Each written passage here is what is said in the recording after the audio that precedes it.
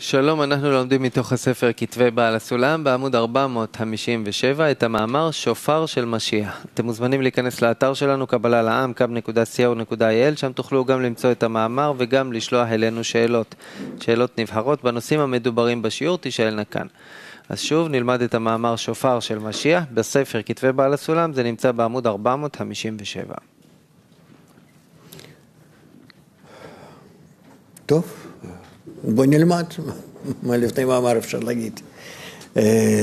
משיח זה ברור לנו, כאילו מה זה? זה המאור המחזיר למוטב, שמושך אותנו מהתכונות שלנו הפוכות מהכוח עליון, ומקרב אותנו לאט לאט בהדרגה, בדרך התיקונים, לתכונות הדומות לכוח העליון, שאז אנחנו בהתאם לזה מתקרבים ודבוקים בו, בכוח העליון, בבורא, ולכן הכוח הזה נקרא משיח.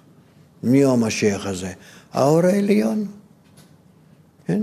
שהוא מושך אותנו, מעורר אותנו, מתקן אותנו, הוא כולו רק לזה, ולכן המאור המחזיר למוטב, אותו המשיח. מדברים עליו בכל שלב ושלב שאנחנו מתקנים על ידו, ובמיוחד בשלבים המתקדמים כבר, שם מדובר ביאת המשיח, כן?